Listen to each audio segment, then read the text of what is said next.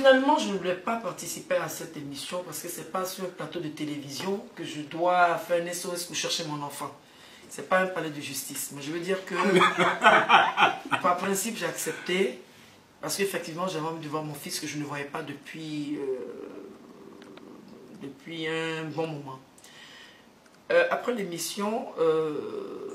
Vous êtes rentrés ensemble dans la même voiture, dans le même véhicule? On a discuté dans sa voiture, il a 2 portières, on est pour Batman. Hein? Un Batmobile. Non, il aime les 2 portières. Oui, donc vous avez discuté. On a discuté parce voiture, que le soir il devait aller en jet privé à Malabo pour un spectacle avec Serge Benoît, je crois. Donc on s'est revus à son retour et je l'ai vu qu'une seule fois. Après l'émission? Qu'une seule fois. Vous a dit quoi? On a discuté à la maison, chez lui. Ah d'accord. On a parlé et tout. Je lui ai dit ce que je pensais. Ce que je ne pouvais pas dire à l'antenne, je lui ai dit. Ce qu'il ne pouvait pas me dire à l'antenne, il m'a dit. Mais ce que je veux, je suis encore choqué. Pourquoi? Parce que le même comportement. Après une émission comme ça, c'est même pas Joseph Andjou de ce midi qui lui a tendu la pêche. La pêche, c'est Dieu qui lui a fait signe. Attends, Dieu passe par des situations. Mais malheureusement, je ne le vois toujours pas. Je ne le vois toujours pas. Et ça, les gens, moi je ne vous cache pas, hein, les gens n'y croyaient pas. Oh bof, ils sont venus à la télévision et tout. On va voir la suite. Vous voyez, et il faut que ça s'arrête. Et tu as essayé de le relancer? Plusieurs fois. Plusieurs fois. Et c'est quelque chose qui m'affecte. Tu veux lui passer un message là maintenant? Oui, Ange Didier, je veux lui passer un message pour lui dire, on ne peut pas être au-dessus de sa mère.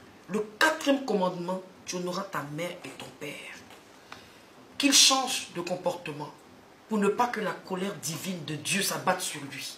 Parce que comme j'ai des larmes, hein, ce n'est pas bon. Je ne suis pas une ménopausée, je peux encore faire un enfant. Mais il déchire mon cœur, je n'aime pas. Il faut que ça s'arrête. Il prend de l'âge, il vieillit. Il a 30 ans bientôt.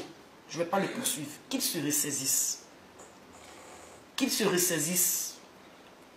Parce que ça ne peut pas continuer. Je l'aime beaucoup. Il est talentueux. Attends, on cherche l'argent pourquoi?